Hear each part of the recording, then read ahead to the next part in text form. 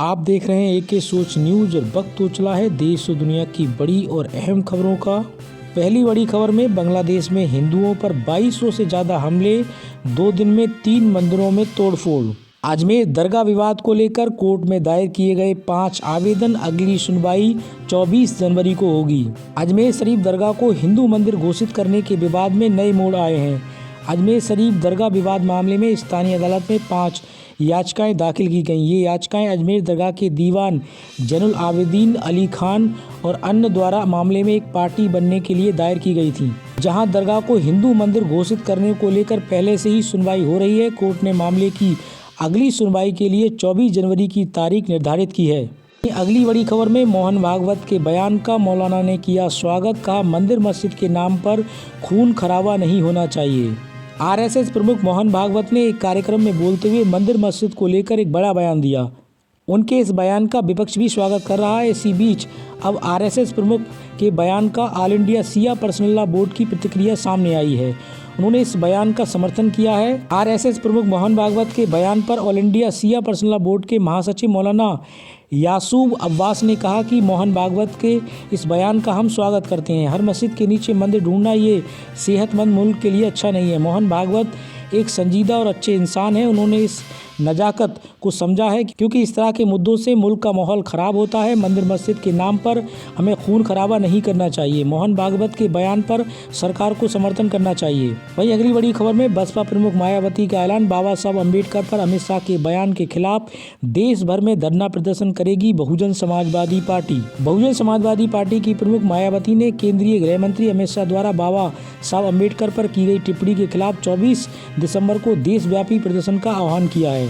X पर की गई पोस्ट में मायावती ने कहा कि शाह की टिप्पणी में लोगों के दिलों को ठेस पहुंची है। उन्होंने कहा कि देश के दलित, वंचितों और अन्य उपेक्षित लोगों के आत्मसम्मान और मानवाधिकार के लिए अमानवीय और कल्याणकारी संविधान के रूप में मूल पुस्तक के रचयिता बाबा साहब डॉक्टर भीमराव अंबेडकर भगवान के समान पूजनीय हैं। अमित शाह द्वारा उनका अनादर करना लोगों के दिलों को ठेस पहुंचाता है। उन्होंने मांग की है कि केंद्रीय गृह मंत्री अपना बयान वापस लें। वहीं अगली बड़ी खबर में दिल्ली में भारतीय जनता पार्टी दोहराएगी मध्य प्रदेश राजस्थान वाला फॉर्मूला, सीएम फेस को लेकर बड़ा फैसला।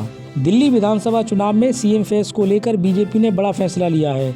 सूत्रों के मुताबिक बीजेपी इस चुनाव में बिना मुख्यमंत्री के चेहरे के उतरेगी। भारतीय जनता पार्टी आम आदमी पार्टी के खिलाफ कथित भ्रष्टाचार को चुनावी मुद्दा बनाएगी और इस पर इलेक्शन लड़ेगी। जल्द ही बीजेपी अपने उम्मीदवारों की पहली लिस्ट जारी करेगी। दरअसल पिछले साल हुए राजस्थान, मध्य प्रदेश और छत्तीसगढ़ विधानसभा चुनाव में बीजेपी बिना मुख्यमंत्री के चेहरे के ही उतरी थी। चुनावों के नतीजे के बाद पार्टी ने मुख्यमंत्री के नाम का ऐलान किया था। अब दिल्ली में भी पार्टी इस फार्मूले को आगे बढ़ाएगी। अगली बड़ी खबर में इलेक्शन कमीशन ने दिल्ली चुनाव की तैयारियों का लिया जायजा, एजेंसियों को दिए सख्त निर्देश। दिल्ली विधानसभा चुनाव की तैयारियों को लेकर चुनाव आयोग सक्रिय हो गया है। इसी क्रम में मुख्य चुनाव आयुक्त राजीव कुमार, चुनाव आयोग ज्ञानेश कुमार व डॉक्टर सुखबीर सिंधु ने बुधवार को राजनीतिक दलों की प्रतिनिधियों के साथ बैठक की। बाद में प्रवर्तन एजेंसियों के साथ बैठक कर दिल्ली विधानसभा चुनाव की तैयारियों की समीक्षा की।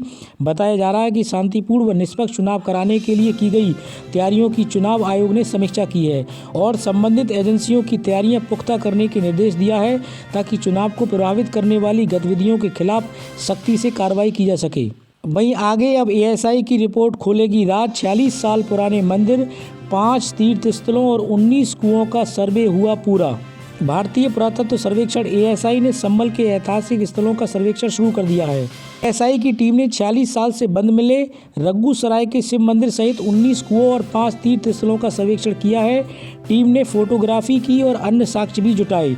डीएम ने कार्बन डेटिंग के लिए एएसआई को पत्र लिखा था। सर्वे रिपोर्ट से प्राचीनता की जानकारी मिलेगी। वहीं आगे अजमेर दरगाह पर एएसआई का सर्वे, 24 जनवरी को होगी सुनवाई। दरगाह पक्ष की कमेटी बोली, कैसा सर्वे, ये ख्वाजा की दरगाह है।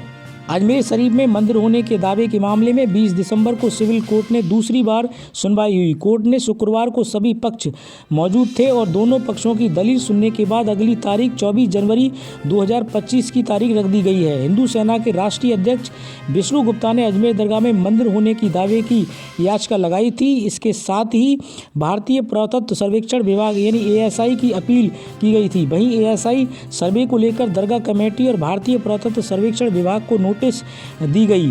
अब मामले में एएसआई का सर्वे होगा या नहीं, इस पर सुनवाई 24 जनवरी को की जाएगी। वहीं आगे गृह मंत्री के बयान से आहत हूं, अंबेडकर पर अमित शाह के बयान को लेकर बोले अरविंद केजरीवाल। अंबेडकर पर गृह मंत्री अमित शाह के बयान को लेकर आम आदमी पार्टी के नेता अरविंद केजरीवाल का बयान सामने आया है। दिल्ली के पूर्व सीएम केजरीवाल ने कहा कि संसद में दिए गए गृह मंत्री शाह के बयान से वह आहत हैं। उन्होंने आगे कहा कि गृह मंत्री के बयान से बाबा साहब अंबेडकर के करोड़ों अनुयायी भी आहत हैं। अरविंद केजरीवाल ने आगे कहा कि पैसों की कमी के कारण अंबेडकर को लंदन स्कूल ऑफ इकोनॉमिक्स में अपनी पढ़ाई छोड़नी पड़ी थी। वे घर लौट आए थे। पैसे की व्यवस्था करने के बाद वे एलएसी वापस आ गए और अपनी पढ़ाई पूरी की। इसीलिए अब आम आदमी पार्टी ये सुनिश्चित करेगी कि दिल्ली में कोई भी दलित छात्र पैसों की कमी के कारण विदेशी विश्वविद्यालयों में अपनी पढ़ाई छोड़कर न लौटे। वहीं अरविंद केजरीवाल ने आगे कहा कि अब दिल्ली सरकार दलित समाज के बच्चों की विदेशों में पढ़ाई का पूरा खर्चा उठाएगी। उन्होंने आगे कहा कि दलित समाज के बच्चों का विदेश में पढ़ने का सपना साकार होगा, क्योंकि उनकी सारी पढ़ाई का खर्चा अब दिल्ली सरकार उठाएगी। वहीं अगली बड़ी खबर भी दिल्ली से जुड़ी है। दिल्ली विधानसभा चुनाव के लिए जल्द जारी होगा बीजेपी का संकल्प पत्र। 1 लाख से ज़्यादा लोगों ने दिए सुझाव। आगामी दिल्ली विधानसभा चुनाव के लिए पिच तैयार हो चुकी है। इसके लिए भारतीय जनता पार्टी घोषणा पत्र तैयार करने में जुट गई है। पार्टी को इसके लिए दिल्ली के लोगों ने भी सुझाव दिए हैं। मैनिफेस्टो कमेटी के संयोजक और साउथ दिल्ली सांसद राजवीर सिंह बिधूड़ी ने कहा कि इसके लिए अब तक 1,04,322 लोगों ने सुझाव दिए हैं। 60,754 सुझाव बैन में रखे सुझाव पेटियों में मिले हैं और 40,000 सुझाव सोशल मीडिया के माध्यम से मिले हैं। बिधूड़ी के अनुसार बीजेपी का विस्तृत संकल्प पत्र होगा जो उन आकांक्षाओं का प्रतीक होगा। संकल्प पत्र तैयार करने के लिए कमेटी के सदस्यों के साथ 6 छोटी बड़ी बैठकें की गई हैं, जिसमें कई मुद्दे सूची में शामिल किए गए हैं। इसके अलावा समाज में अलग अलग वर्गों के साथ भी संवाद और बैठकें की गई हैं। वहीं आगे अभिनव अरोड़ा ने यूट्यूबरों के खिलाफ दायर की याचिका। बोले सनातन के खिलाफ कुछ भी बर्दाश्त नहीं।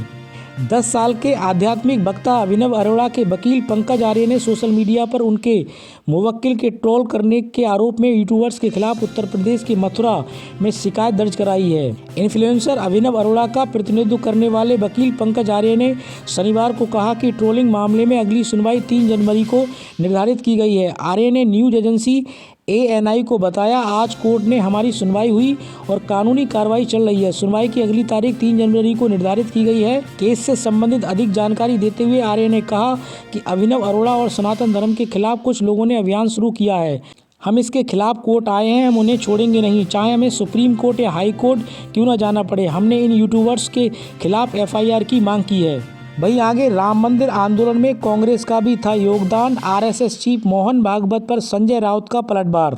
राम मंदिर और मस्जिद मंदिर के नए विवादों को लेकर दिए गए RSS चीफ मोहन भागवत के बयानों पर शिवसेना UBT सांसद संजय राउत ने बड़ा बयान दिया है। संजय राउत ने कहा कि राम मंदिर देश के इतिहास में एक आंदोलन था। इस आंदोलन में न केवल BJP PM मोदी ने नहीं बल्कि कांग्रेस ने भी योगदान किया है। उन्होंने